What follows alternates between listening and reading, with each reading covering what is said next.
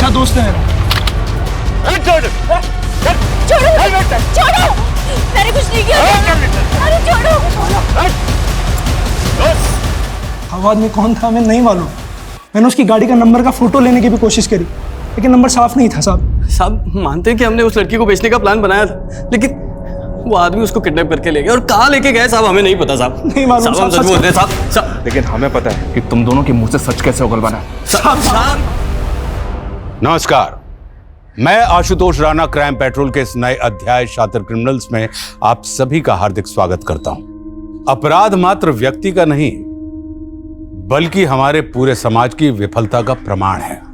स्त्री के अपने गुण होते हैं और पुरुष के अपने गुण होते हैं, लेकिन जब से समाज ने औरतों को पुरुषों से कम आंका है, तब से लेके आज तक औरतें अपने बराबरी के हक के लिए संघर्षरत हैं।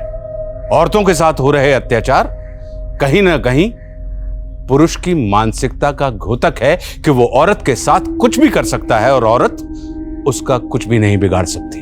आखिर कौन था वो अपराधी जो भरी दोपहर अपने अपराध के लिए उपयुक्त जगह का चुनाव करता है और फिर बेखौफ होकर एक महिला को उस जगह ले जाकर अपनी हवस का शिकार बनाता है? कहां से आता है ऐसा दुस्साहस? कहीं ऐसा तो नहीं कि ऐसे दरिंदों के सर से कानून का खौफ खत्म हो गया है, या औरतों पर होती दरिंदगी की खबरों को सुनते सुनते इन अपराधियों ने ऐसे कुकर्मों को अपना हक समझ लिया है?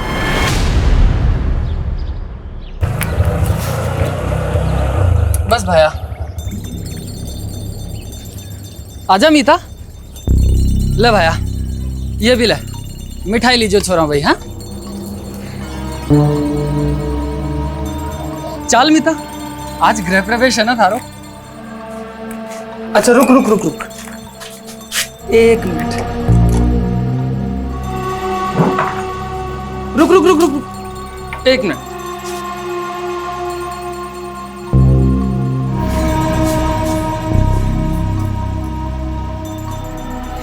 चल आजा।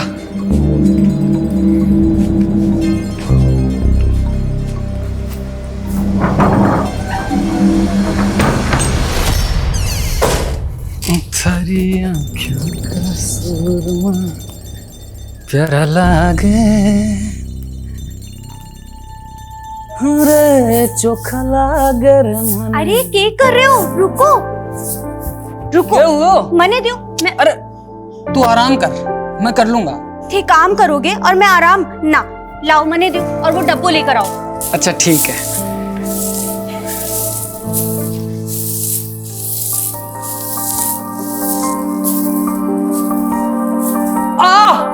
कहीं हुई हो? लग गई। क्या कर रहे हो? कोई आ जाएगा। शर्मा रही हो, मेरे से शर्मा रही है। देख, आज से हम दोनों एक दूसरे की परछाई हैं, एक दूसरे के सच्चे साथी, दुख में भी और सुख में भी, है ना?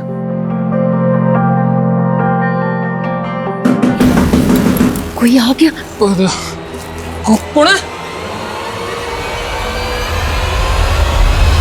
हमारे को मालूम है आप लोग नाराज हो हमारे से, पर इसमें हमारी कोई गलती नहीं है। मैंने तो बस प्रीति की मदद की, सरपंच जी के छोरे अंकुर के साथ भागने में।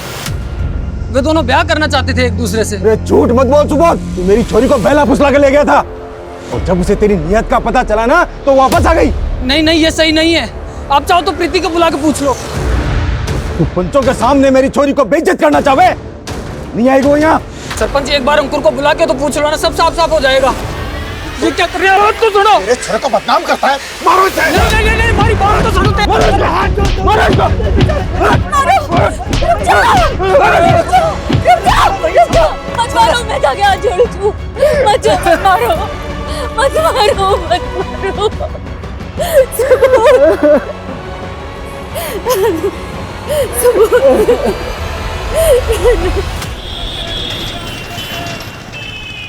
रेनू, तुम्हारी भाग्य रेखा देखी मैंने, पक्का कोई लॉटरी लगने वाली है।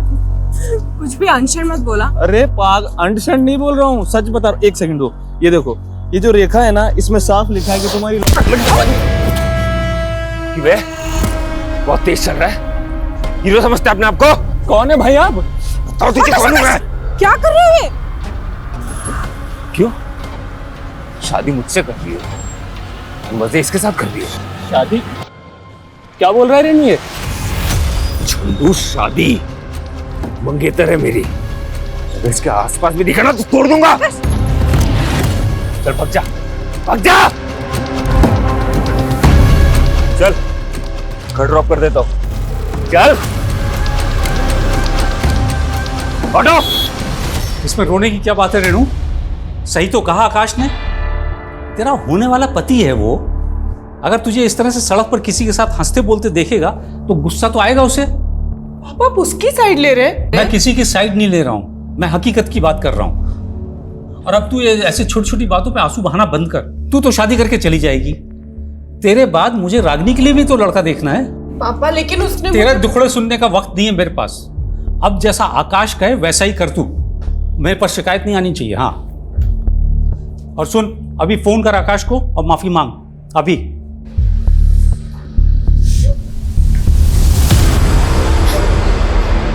अरे बस ठीक हूँ मैं।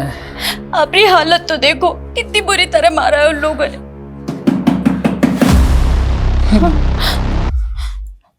मैं नहीं नहीं नहीं, मत जाऊं।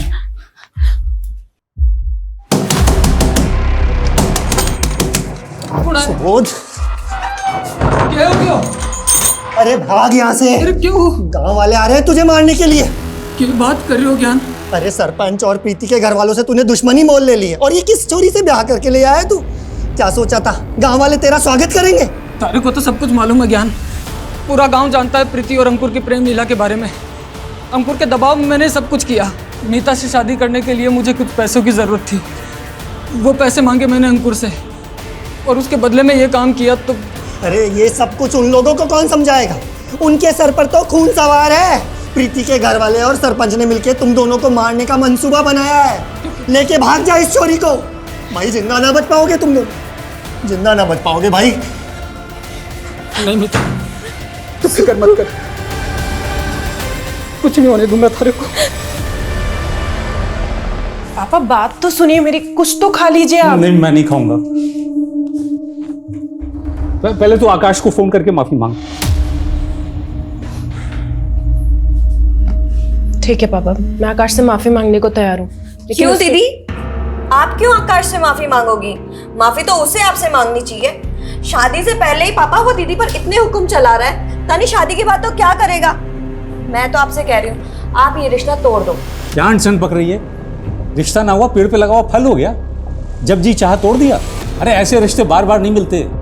इंजीनियर है आकाश, लाख रुपए की उसकी तनख्वाह है। होगी, लेकिन पापा जिस घर में दीदी खुश ही नहीं रहेंगी वहां उस पैसे का क्या काम? चुप कर तू अभी छोटी है, तुझे समझ नहीं है। मैं जो कुछ भी कर रहा हूँ इसके भले के लिए कर रहा हूँ, और तू उल्टा सीधा मत डाल इसके दिमाग में। लेकिन पापा, दीदी आप परेशान मत हो, मैं हूं ना, मैं कुछ करती हूँ।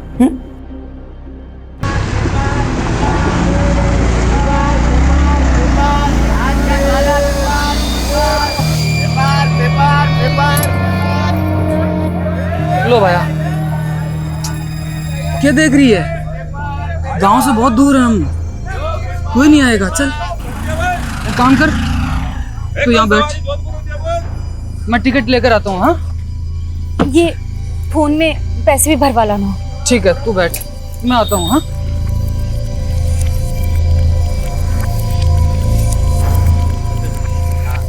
छोड़ूंगा नहीं। क्या नहीं छोड़ेगा? है हलवा समझा है क्या? आपकी वाला तो हाथ लगा के दिखा तो मेरे को सारा मेरे को धक्का दे रहा। मेरा मोबाइल चुराता है, मेरा मोबाइल चुराता है, मेरा मोबाइल चुराता है।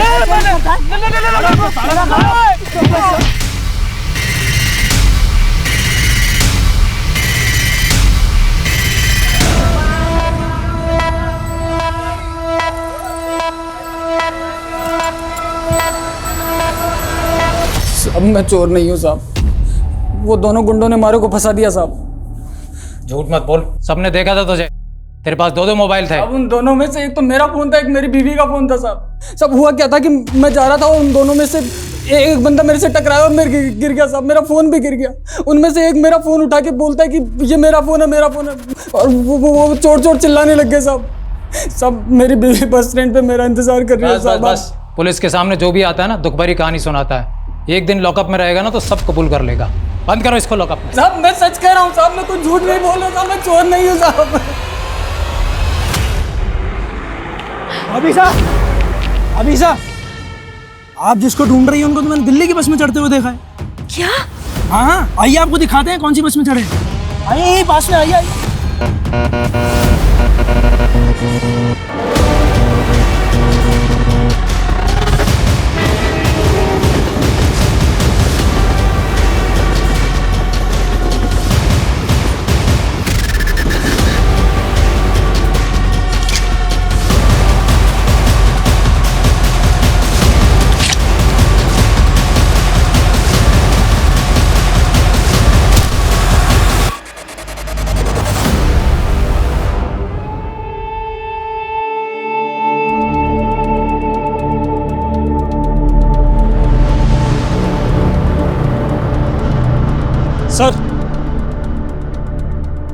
सर ये खून से सना हुआ चाकू मिला है, शायद यही मर्डर वेपन है। विक्टिम का चेहरा बुरी तरह से बिगाड़ा गया है, शायद इसलिए ताकि शिनाख्त ना हो सके। पूजा बड़े को कवर करो। ये जंगल रेलवे स्टेशन के नज़दीक है। मुमकिन है कि विक्टिम यहाँ की रहने वाली ना हो और कातिल इसको यहाँ पर कत्ल करने के इरादे से ही लेकर आया हो। सर ये भी तो हो सकता है कि विक्टिम और कातिल एक दूसरे को जानते हो। सर ये देखिए सर, झाड़ियों में एटीएम कार्ड मिला है। देखो जरा किसका। सर एलएनसी बैंक का है, लेकिन इस पे कार्ड होल्डर का नाम नहीं लिखा हो। इस बैंक की नज़दीकी ब्रांच से कांटेक्ट करो और कार्ड की डिटेल्स निकलो। सर ये देखिए।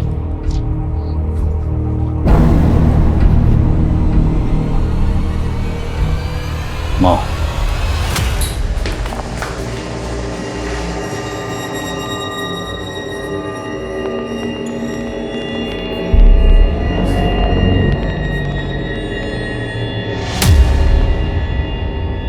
अच्छी लग रही हो। सॉरी हाँ, कुछ ज्यादा ही हो गया, मुझे पता है। लेकिन तुम भी मुझसे बहुत बहस करती हो। काम करो, तुम मुझे सॉरी बोल दो, ठीक है? सब कुछ यहीं पे खत्म करते हैं। आकाश सॉरी। इट्स ओके, आगे से ना। लेकिन मैं तुमसे शादी नहीं कर सकती, मैं किसी और से प्यार करती हूँ। आकाश यहाँ पे तमाशा मत करो। तमाशा तुमने देखा ही है। मैं तुम्हें अपनी बीवी मान चुका हूं, इतनी आसानी से नहीं जाने दूंगा। किसकी वजह से मुझे छोड़ रही हो? इस चंदू की वजह से काट के लाके रख दूंगा मैं। आकाश जबरदस्ती तुम मुझे हासिल नहीं कर सकते। अच्छा यही होगा कि मुझे भूल जाओ। प्लीज मुझे मेरी जिंदगी अच्छे से जीने दो।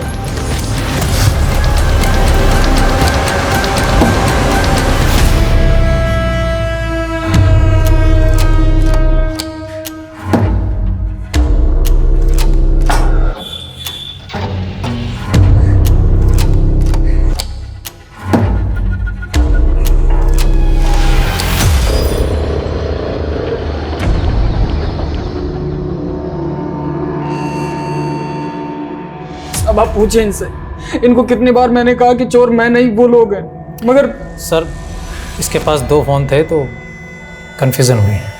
फिलहाल जाओ तो। Sorry sir. सब हमारी बीवी साहब। तुम शांत हो जाओ, बैठो, बताओ क्या हुआ है? हमारी बीवी का कुछ पता नहीं चल रहा है साहब। आखिरी बार कहाँ देखा था उसको? जयपुर बस अड्डे पे साहब। और सर इन्हें ठगने वाले लोगों के बारे में भी हम पता लगा रहे हैं और काम करने के तरीके से लग रहा है जैसे कोई पेशेवर मुजरिम थे। सब हमारी बीवी का पता लगा लो साहब। सुबह तुम फिक्र मत करो, हम तुम्हारी बीवी को जल्द से जल्द ढूंढने की कोशिश करेंगे। ठीक है सर बॉडी की शिनाख्त अभी तक नहीं हो पाई है। हालांकि पोस्टमार्टम रिपोर्ट से पता चला है कि लड़की की उम्र 23 से 25 साल के बीच थी और सर लड़की की मौत बॉडी मिलने से 7 से 8 घंटे पहले हुई थी। और मारने से पहले विक्टिम के साथ फिजिकल रिलेशन बनाया गया, पर बॉडी पर किसी भी तरह का डीएनए सैंपल्स नहीं मिले। शायद प्रोटेक्शन यूज किया होगा। और सर बॉडी में नींद की गोलियां भारी मात्रा में मिली हैं। सर हो सकता है कातिल का ये प्लान रहा हो, पहले नशे की गोलियां देकर लड़की को बेहोश किया, फिर उसके साथ फिजिकल हुआ और फिर उसको मार दिया। इसलिए बॉडी पर किसी भी तरह का रजिस्टरिंग मार्क्स नहीं है। वो एटीएम की डिटेल्स कब तक आएंगे? सर बैंक मैनेजर से बात की है, कार्ड बहुत पुराना है इसलिए थोड़ा समय लग रहा है। जब तक कार्ड की डिटेल्स आती हैं, विक्टिम की तस्वीर दिल्ली एनसीआर के सभी थानों में भेजो।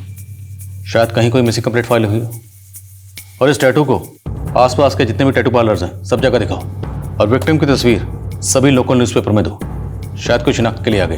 दीदी, आकाश से शादी ना करने का डिसीजन आपका एकदम सही है, लेकिन आप मेरी बात मानो तो अभी भी। रागिनी, मैं जानती हूँ तुझे मेरी फिक्र है, पर तुझे अब मेरी फिक्र करने की कोई ज़रूरत नहीं। अब मैंने तय कर लिया, मैं डर के नहीं जीने वाली। और वैसे भी अब मेरी ज़िंदगी में कोई और आ गया। कौन है वो?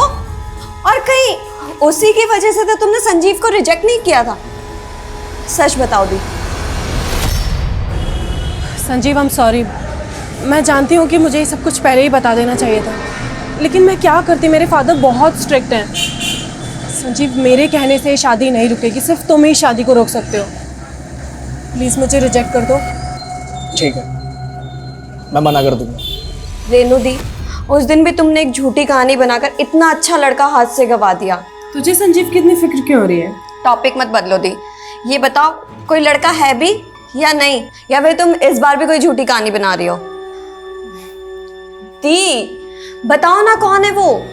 सही वक्त आने पर सब बता दूंगी। सर जो एटीएम कार्ड हमें जंगल में मिला था, बैंक मैनेजर का कहना है कि वो एटीएम कार्ड झारखंड के भभुआ के रहने वाले एक आदमी का है। सर हो सकता है वो औरत भी झारखंड की हो। मुमकिन है। तो एक काम करो, तुम झारखंड के लिए निकलो, मैं झारखंड पुलिस को इन्फॉर्म करता हूँ।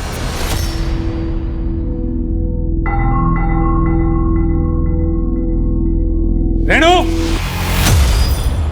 कहाँ है तू? इधर आ, बाहर आ। जी पापा, क्या हुआ? क्या ये है? राजेश कौन है ये?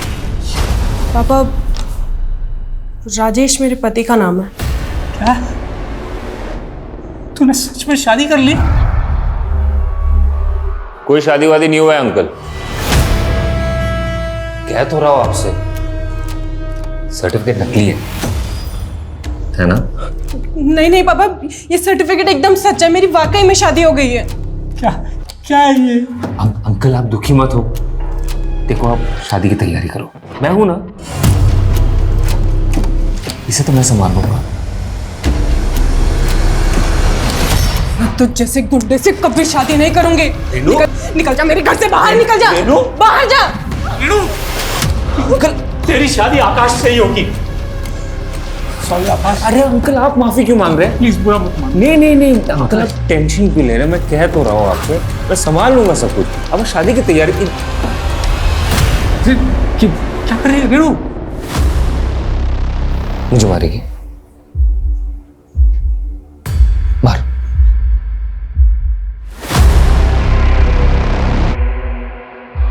मार। आगे मत बढ़ना कोई भी। पापा हटिए आप यहाँ से, हटिए, मेरे पास मत आना। ठीक है। मुझे मेरी मरी हुई माँ की कसम है, अगर मेरे कोई पास आए तो मैं अपनी नस काट लूंगी। नहीं रेणु, क्या कर रही है? रेणु, कहाँ जा रही है? पापा आप मुझे कभी समझ ही नहीं पाए।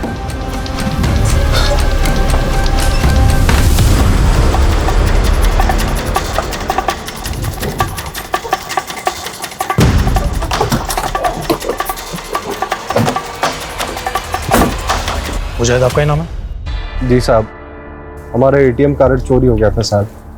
हम पंजाब में जेसीबी चलाने का काम करते हैं। अभी 2 हफ्ता पहले जब हम दिल्ली बस अड्डे पे बस का इंतजार कर रहे थे, तभी अचानक एक आदमी आधम का। कौन आदमी? साहब, हम बस का राह देख रहे थे तो आदमी हमसे आकर बोला कि हम भी झारखंड जाने वाले हैं। साहब, वो हमसे बतियाने लगा। हमें बाथरूम जाना था तो हमसे कहने लगा कि हम संभाल लेंगे तुम्हारा सामान। हमने भरोसा कर लिया साहब उस पर और लौट गए। जब वहाँ लौट कर वापस आए तो ना तो वो आदमी वहां पर था ना हमारा सामान। और उसी बैग में तुम्हारा एटीएम कार्ड भी था? अरे एटीएम कार्ड का साहब, हमारा पर्स, हमारा मोबाइल, पैसा, कपड़ा लत्ता सब कुछ उसी में था। मुझे तुम्हारा फोन भी चोरी हुआ था ना? जी साहब। उसका IMEI नंबर है तुम्हारे पास?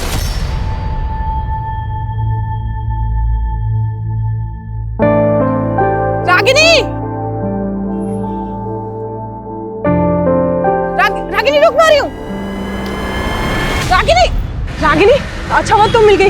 रागिनी, मैं कल दिल्ली जा रही हूँ। मुझसे बात मत करो तुम। Ragini, I am so sorry, पर तू ही बताना मैं क्या करती। वो उस आकाश से शादी करके अपनी जिंदगी तो नहीं बर्बाद करती ना? पर मेरी कर दी ना। मतलब तुम तो चली गई, पर तुम्हारे किए की सजा मुझे भुगतनी पड़ेगी। रागिनी, एक मिनट, साफ साफ बता हुआ क्या है? आकाश बेटा, हाँ बाबा, मुझे माफ कर दे, मैं अपना वादा पूरा नहीं कर पाया। देखिए, जैसे हाथों की सारी उंगलियां एक जैसी नहीं होती, वैसे ही सारी औलादें एक जैसी नहीं होती। आप अपना वादा पूरा कर सकते हो अभी भी। मैं रागिनी से शादी कर लूंगा, अगर आपकी इजाजत हो तो। बिल्कुल बिल्कुल, बहुत अच्छी बात कही तो। रागिनी, तू करेगी ना आकाश से शादी? तू आकाश से शादी करेगी? ये सब तुम्हारी वजह से हो रहा है।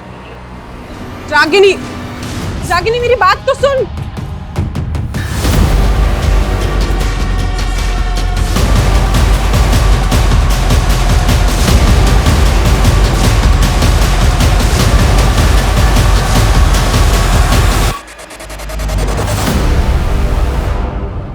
सर, मुजाहिद का जो फ़ोन चोरी हुआ था उसको सर्विलेंस पे डाल दिया है। अगर कोई दूसरा सिम एक्टिव हुआ तो पता चल जाएगा।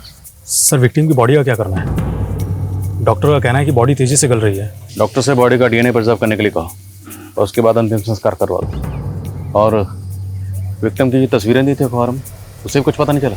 सर, फिलहाल तो नहीं।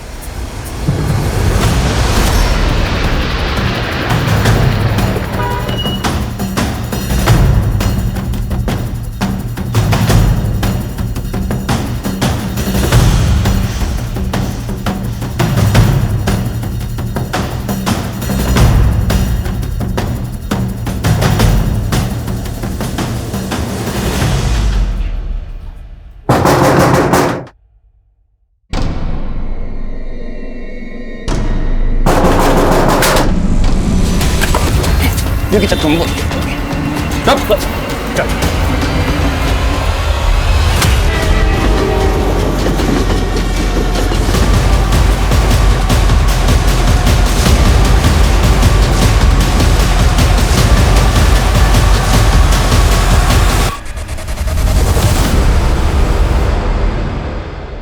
साहब मारो बच्चा, आप सच कह रहे हैं। हमने उसकी बीवी के साथ कुछ नहीं किया, उसको तो 2 लोग उठाकर ले गए थे साहब। कौन था वो आदमी? साहब, हमें नहीं मालूम वो आदमी कौन था। हम मानते हैं कि हमने उस दिन सुबोध को ठगा था। लेकिन साहब, जब हमने सुबोध की बीवी को देखा तो हमारे मन में लालच आ गया और हमने एक और प्लान बनाया। अभी साहब, आप जिसको ढूंढ रही हैं उनको तो मैंने दिल्ली की बस में चढ़ते हुए देखा है। क्या कह रहे हैं आप? अरे हाँ, वही ना हल्की पीली शर्ट वाला आदमी ना, वो तो भाभी साहब 12:20 की बस से दिल्ली चला गया। अरे मैंने ही तो टिकट काटा था उसका। ये हाँ, सुबोध नाम था ना उनका। हाँ, पर ये मारे को अकेला छोड़कर कैसे जा सकते हैं? भाई साहब, मारे को अभी दिल्ली जाना है। भाभी साहब, आज तो कोई बस है नहीं, कल जरूर मिल जाएगी दिल्ली की बस आपको, कल चले जाना। पर मैंने तो अभी जाना है। आप फिक्र मत करो, आपको दिल्ली जाना है। शाम को यहाँ से टैक्सी जाएगी, वो मेरा दोस्त ही है, छुड़वा देते हैं आपको। वो बोली थी, आसानी से मेरी बातों में भी आ गई। नहीं है, अच्छा दोस्त है मेरा। छोड़ो, छोड़ो, मैंने कुछ नहीं किया। अरे छोड़ो। वो आदमी कौन था हमें नहीं मालूम। मैंने उसकी गाड़ी का नंबर का फोटो लेने की भी कोशिश करी, लेकिन नंबर साफ नहीं था साहब। साहब, मानते हैं कि हमने उस लड़की को बेचने का प्लान बनाया था, लेकिन वो आदमी उसको किडनैप करके ले गया। और कहाँ लेके गए साहब हमें नहीं पता साहब। नहीं मालूम साहब, हम सच बोल रहे हैं साहब। लेकिन हमें पता है कि तुम दोनों के मुंह से सच कैसे उगल बना है। साहब, मीता को अगवा किसने और क्यों किया था, यह अब तक पता नहीं चला था। अनुज के मुताबिक मीता को अगवा करने वाला शख्स नकाबपोश था, लेकिन क्या अनुज जैसे शातिर अपराधी की बात पर यकीन किया जा सकता है? दूसरी ओर रेनू और रागिनी, इन दोनों बहनों की कहानी से भी पर्दा उठना अभी बाकी है। या चांदनी, थैंक यू सो मच। तुम नहीं होती ना अगर, तो ये जॉब मुझे कभी नहीं मिल पाती। कितनी बार थैंक्स बोलेगी? दोस्त भी बोलती है और थैंक्स भी बोलती है। चल, मेरा घर आ गया, कल मिलते हैं। Okay, bye bye bye.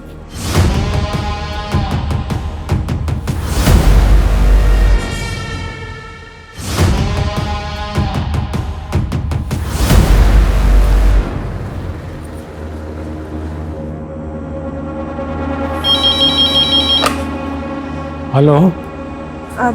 Hello papa, मैं रेनू।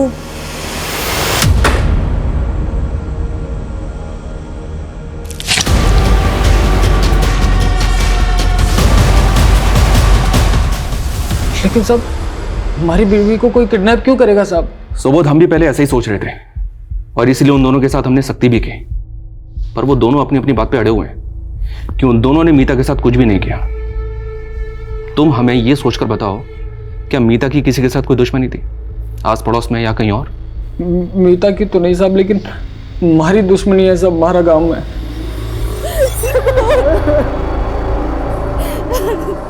वो लोग मार देते साहब हमारे को जान से। तो तुम्हें लगता है कि प्रीति के फादर विजय और गांव का सरपंच मीता को अगवा कर सकते हैं? धोखा और दुश्मनी इंसान आसानी से नहीं भूलता साहब। कहीं उन लोगों ने हमारी मीता को। तुम चिंता मत करो, फिलहाल तुम घर जाओ, जैसे ही कुछ पता चलेगा हम तुम्हें बता देंगे। ठीक है साहब। शर्मा, इस सुबोध के गांव जाकर हमें इंक्वायरी करनी होगी। हो सकता है कि वहां से मीता के बारे में हमें कोई पुख्ता लीड मिले। साहब, इंसान को पहचानने में मौत खा गया मैं। वो आकाश जिसे मैंने अपने बच्चों से ज्यादा माना, कातिल निकला। पापा, पुलिस ढूंढ रही है उसे, और अच्छा ही हुआ कि रेनू दीदी हम सबको छोड़कर चली गई, वरना उनकी जिंदगी तो बर्बाद हो जाती।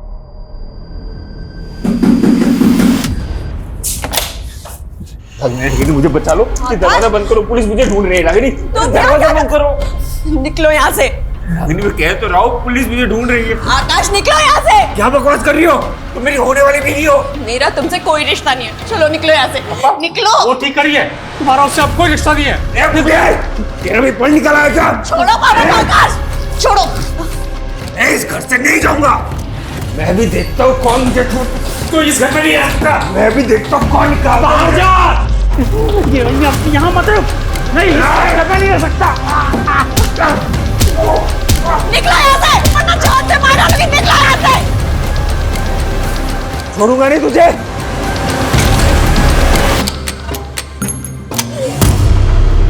अरे नहीं साहब, हमारी दुश्मनी तो सुबोध से थी।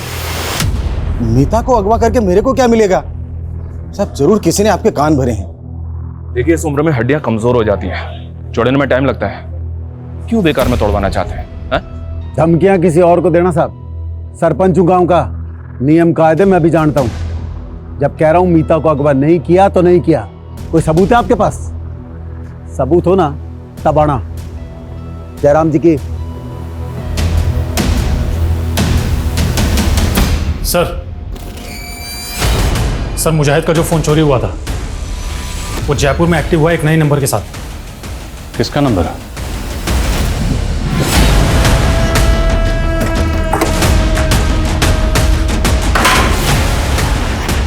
शुभम। हाँ।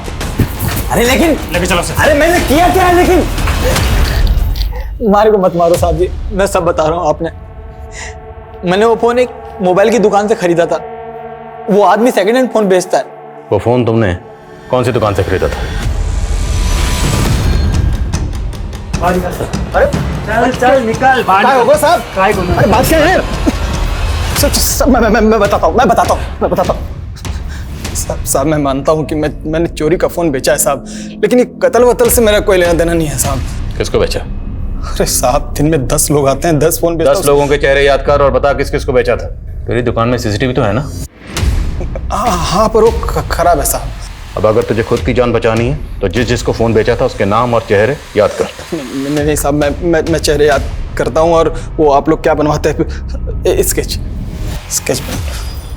प्रशांत, जो भी स्केचेस बनवाए उन्हें मुजाहिद से वेरीफाई करो। जी सर, मेरे ख्याल से लड़की की पहचान करवाने की हमें फिर से कोशिश करनी चाहिए। सर, एक बार फिर से अखबार में फोटो दे दो। तो इस बार विक्टिम और उसके हाथ में जो टैटू है उसकी तस्वीर दिल्ली के अलावा देश के बाकी अखबारों में छुपो। शासनाक तो पर सर।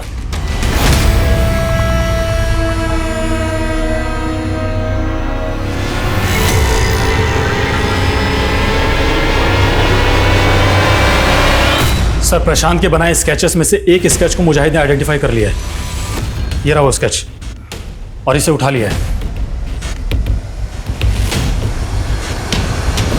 मैं मानता हूँ कि मैंने मुजाहिद का सामान और उसका फ़ोन चुराया था साहब, पर वो सारा सामान मैंने प्रशांत को बेच दिया था साहब। तुमने जो मुजाहिद का सामान चुराया था उसमें मुजाहिद का एटीएम कार्ड भी था, और वो एटीएम कार्ड हमें एक लड़की की डेड बॉडी के पास मिला।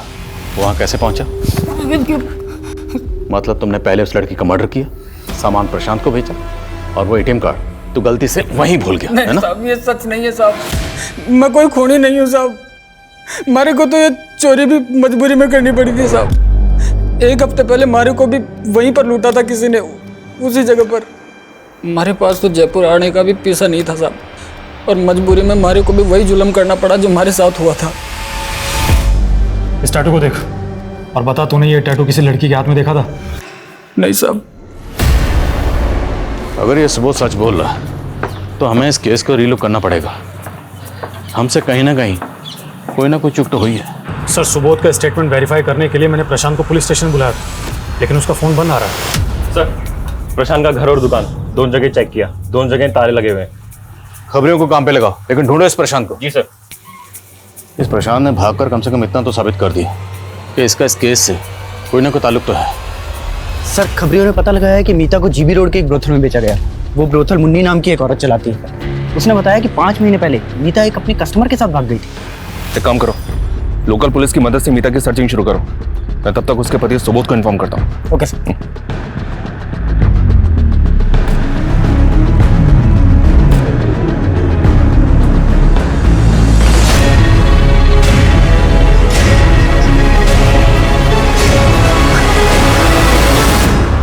मेरी बेटी रागनी ही है, उसके हाथ में ही ऐसा टैटू बना था। वो अपनी बहन रेनू को ढूंढने यहाँ दिल्ली आई थी। मुझे क्या पता था एक बेटी की तलाश में दूसरी बेटी भी खो दूंगा। रागनी का फोन स्विच ऑफ है। क्या आपके पास आपकी बड़ी बेटी रेनू का फोन नंबर है? मुझे उसका पुराना नंबर याद है।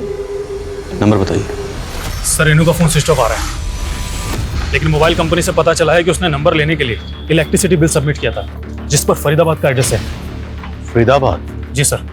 सर, जब वहाँ पहुँचे तो मालूम चला कि रेनू फरीदाबाद से जयपुर जा चुकी है। और जयपुर में कहाँ रह रही है आजकल? सर, ये तो पता नहीं चला है, लेकिन सर रेनू फरीदाबाद के जिस एड्रेस पर रहती थी उसी एरिया में चांदनी नाम की लड़की भी रहती थी, जिसका कुछ दिनों पहले मर्डर हुआ था। और सर, ताज्जुब की बात तो ये है कि चांदनी का मर्डर भी वैसे ही हुआ था जैसे रागिनी का मर्डर हुआ था। क्या दोनों विक्टिम्स को मारने से पहले नशे की दवा दी गई? हाँ सर। और सर, इतना ही नहीं, दोनों लड़कियों का रेप भी हुआ था, और चांदनी की लाश भी रेलवे ट्रैक के पास के जंगलों में मिली थी। अच्छा, ये रागनी और चांदनी क्या दोनों एक दूसरे को जानते थे? नहीं सर, लेकिन चांदनी रागिनी की बहन रेनू की बहुत अच्छी दोस्त थी। रेनू की बहन रागनी का कत्ल ठीक उसी तरह से हुआ जैसे रेनू की फ्रेंड चांदनी का। माजरा क्या है? Sir, come sir, Ragini call records. Sir, call records में एक नंबर ऐसा मिला है जिससे रागिनी रेगुलरली टच में थी। किसका नंबर है? सर, नंबर तो फेक डॉक्यूमेंट से कर लिया गया है, लेकिन जिस फ़ोन में ये नंबर यूज़ हो रहा था वो डबल सिम स्लॉट वाला फ़ोन है। तो जाहिर सी बात है इस दूसरे सिम के डॉक्यूमेंट्स भी फेक ही होंगे। जी हाँ सर, लेकिन सर इंटरेस्टिंग बात तो ये है कि ये जो दूसरा सिम कार्ड है ये किसी और फ़ोन में एक्टिव था। ये हमारा पहला फ़ोन है जो कि डबल सिम स्लॉट वाला है। ये पहला सिम बंद है, और ये जो दूसरा सिम है ये किसी दूसरे मोबाइल में एक्टिव है, और ये दूसरा फ़ोन भी डबल सिम स्लॉट वाला है। जब हमने इसके IMI नंबर को ट्रेस किया तो पता चला कि इसमें एक तीसरा सिम यूज़ हो रहा था, और ये तीसरा सिम अब किसी और फ़ोन में एक्टिव है। और सर, ये सिम जिसके नाम पर रजिस्टर्ड है उसके बारे में पता चल गया है। कौन है वो? हमारी बात को भरोसा करो साहब, वो चोरी का फ़ोन था जो मैंने प्रशांत से खरीदा था। अब उसके पहले किसने इस्तेमाल किया, कब किया, मैंने क्या मालूम साहब। एक बार तुम पर भरोसा करके गलती कर चुके हैं, लेकिन वो गलती दोबारा नहीं दोहराएंगे। मर्डर केस है। जिस लड़की का कत्ल हुआ ना, उसकी एक नंबर पर लगातार बात होती थी, और जिस नंबर पर बात होती थी और जिस मोबाइल इंस्ट्रूमेंट में वो सिम इस्तेमाल होता था, उस मोबाइल इंस्ट्रूमेंट के तार तेरे मोबाइल से जुड़ रहे हैं। इस बार सीधे सीधे पूछो, सीधे सीधे बता दे। अगर नहीं बताएगा ना तो उल्टा लटकाएंगे, और इस बार इतना हाँ मारेंगे। तो मारो ना साहब, मारो, लेकिन सच यही है साहब कि किसी खून से मेरा कोई लेना देना नहीं साहब। हमारी तो किस्मत ही खराब है, जो ये सारे दुख और ये मुसीबत एक साथ हमारी किस्मत में आ लिखे। और साहब अगर आप बोल रहे हो कि मैं खूनी हूं तो हमारी बीवी मीता को खूनी कौन है साहब? मतलब आप साहब बोल क्या कहना चाहता? साहब मेरी बीवी मीता का खून हो गया था साहब, और मैंने जयपुर थाने में रिपोर्ट भी लिखवाई है। आप चाहो तो पता कर लो। सुबोध, बुरी खबर है तुम्हारे लिए। तुम्हारी बीवी मीता को दिल्ली में एक कोठे पर बेचा गया था। हम उसे ढूंढ ही रहे थे कि हमें उसकी ये फोटो मिली। पानीपत में उसकी लाश मिली हमें। किसी ने उसका गला दबा के मार दिया था उसे। सर मुझे नहीं लगता सुबोध खूनी हो सकता है। मैंने पता किया है, इसकी वाइफ का मर्डर हुआ था और ये बात सच है। हालांकि चांसेस कम है, पर फिर भी क्वेश्चनिंग करते रहो। प्रशांत के बारे में कुछ पता चला? सर तलाश जारी है। ढूंढो उसे। सर साला भी इसका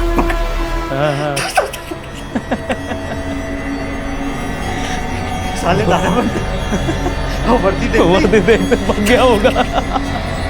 साला पहन क्या बात है।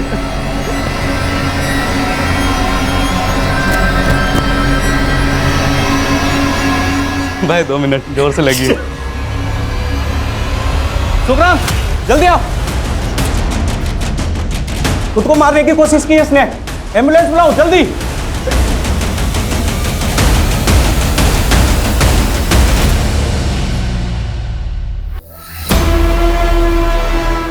हेलो, हाँ मैं हॉस्पिटल में हूँ।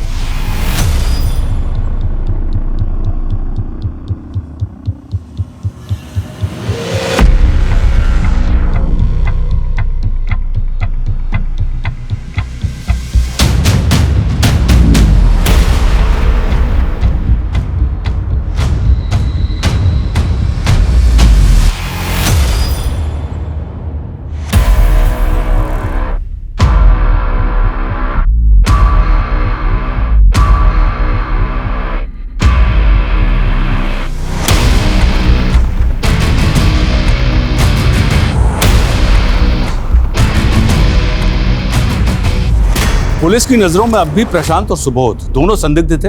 पुलिस ने सुबोध की फोटो कई रीजनल अखबारों में छपवाई। कई हफ्तों तक यह सिलसिला चलता रहा।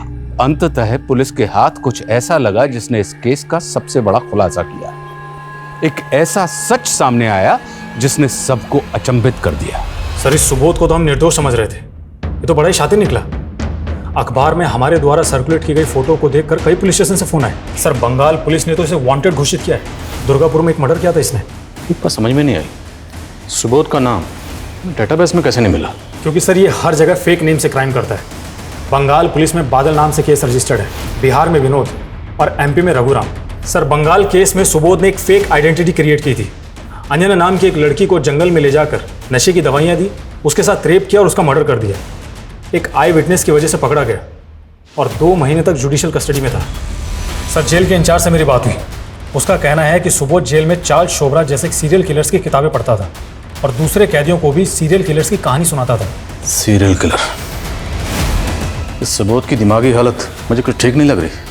सर जेलर को भी यही लगता था, तो उन्होंने साइकेट्रिस्ट को कंसल्ट किया और साइकेट्रिस्ट का कहना था कि सुबोध सेक्स एडिक्ट है और उसके लिए वो मर्डर भी कर सकता है। अच्छा, इसकी जमानत तो हुई नहीं होगी, फिर ये छूटा कैसे? सर सुबोध ने वही तरीका वहाँ अपनाया जो उसने यहाँ अपनाया था। सुसाइड का नाटक करके अस्पताल में भर्ती होकर चकमा देकर भाग गया। अच्छा, सुबोध ने बंगाल के अलावा और कहाँ मर्डर किए? सर सुबोध ने कुल 11 मर्डर किए हैं अलग अलग नाम से, और सब में विक्टिम औरतें थी। गुजरात, मध्य प्रदेश, पंजाब, हरियाणा में भी मर्डर किए सुबोध ने। तो मतलब अगला मर्डर ये दिल्ली में नहीं कहीं और करेगा। ये कहीं ना कहीं तो अगले शिकार की तलाश में होगा। वर्मा, इससे पहले ये किसी और मासूम को अपना शिकार बनाए, ये सुबोध मुझे सलाखों के पीछे चाहिए। सर हेलो,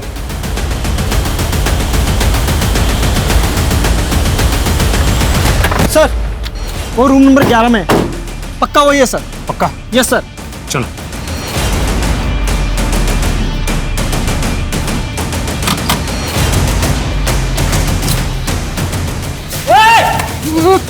सुबोध बहुत घुमा लिया तूने हमें, अब पुलिस स्टेशन चलने का समय आ गया। लेके चलो इसे। खूब दौड़ाया ना आप लोगों को। लेकिन अब और परेशान नहीं करूंगा, बता दूंगा सब कुछ। हमारी मीता, जिसको उन कमीनों ने धंधे पर बैठा दिया था, आपको तो पता ही चला होगा ना? पता है हमें। हमारी बीवी मीता अपने किसी कस्टमर के साथ भाग गई थी। अरे वो कस्टमर में ही तो था, पहले भगा के ले गया उसे और मार दिया। फिर क्यों मारा मीता को? मैली हो गई थी ना साहब। मीता की मौत के बाद मानो मन नया जन्म मिल गया हो। सालों तक लोगों ने सताया हमारे को, पर अब हमारी बारी थी। रेनू कहाँ? यहीं दिल्ली के त्रिनगर में शादी की थी उससे मैंने। और रेनू की बहन रागिनी, उसे क्यों मारा? रेनू के साथ उसे मार्केट में देखा था मैंने। रागिनी बड़ी पसंद आई थी मैंने, लेकिन रागिनी से पहले रेनू की सहेली चांदनी से मिला मैं। उसके खूब मजे लिए मैंने, फिर मार दिया उसे। और बाद में मुझे पता चला कि रेनू रागिनी को बार बार फोन करती थी, और वहीं से रागिनी का नंबर चुराया मैंने, और फिर रेनू से मिलने के बहाने उसे दिल्ली बुला लिया। बस बस भाया। यहाँ पर किस लिए? यहीं से जाना पड़ेगा, वो पूरा घूम के जाएंगे तो टाइम लग जाएगा ना।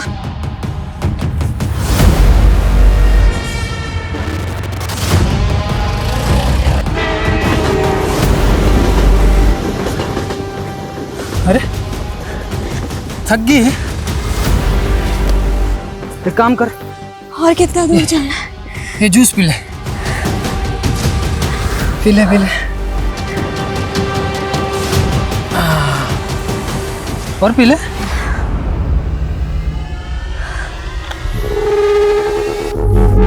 चलो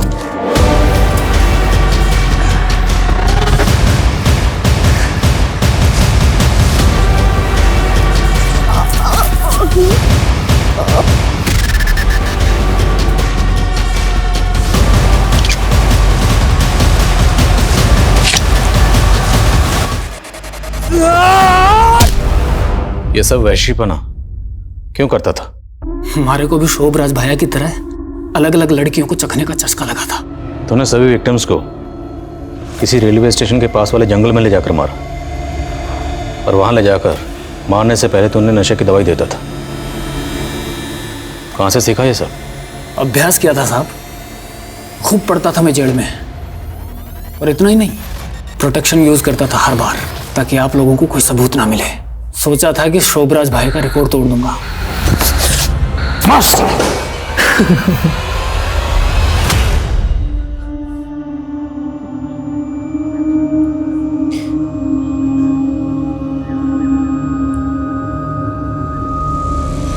सुबोध ने अपने स्टेटमेंट में जो खुलासे किए थे वो काफी चौंका देने वाले थे। सुबोध एक कुख्यात अपराधी के किस्सों और कारनामों से काफी प्रभावित था। उस अपराधी को वो अपना आदर्श, अपना रोल मॉडल मानने लगा था, और उसके जैसा बनने की सनक में वो ठीक उसी अंदाज में अपराध किया करता था। सुनने में कितना विचित्र लगता है ना, लेकिन अफसोस कि ये आज के युग की सच्चाई है। जिस तरह मनोरंजन के नाम पर खबरों को सनसनीखेज बनाकर हमारे सामने पेश किया जाता है, ये भी इसकी एक वजह है। न्यूज चैनल और अखबार में हमें अक्सर कुख्यात अपराधियों का महिमा मंडन सुनने को मिलता है, पढ़ने को मिलता है। एक भगोड़े व्यापारी से लेकर एक फ्रॉड बाबा की आलीशान जिंदगी को हमारे सामने एक रोमांचक कहानी की तरह पेश किया जाता है, और युवा अक्सर ऐसे बैड बॉयज की कहानी से आकर्षित होते हैं और उनके जैसा बनने की चाह पालने लगते हैं। वो ये सच नजरअंदाज कर देते हैं कि इन सभी शातिर अपराधियों की जिंदगी सिर्फ एक छलावा मात्र है और कुछ नहीं। यह अत्यंत आवश्यक है कि आज का युवा अपने आदर्श सोच समझकर चुने। अब मैं आशुतोष राणा विदा लेता हूं आपसे। हम फिर से मिलेंगे एक ऐसी ही कहानी के साथ जो आपको रखेगी सतर्क और जिंदगी को सुरक्षित। तब तक अपना और अपने परिवार का ख्याल रखिए और देखते रहिए क्राइम पेट्रोल सतर्क। जय हिंद।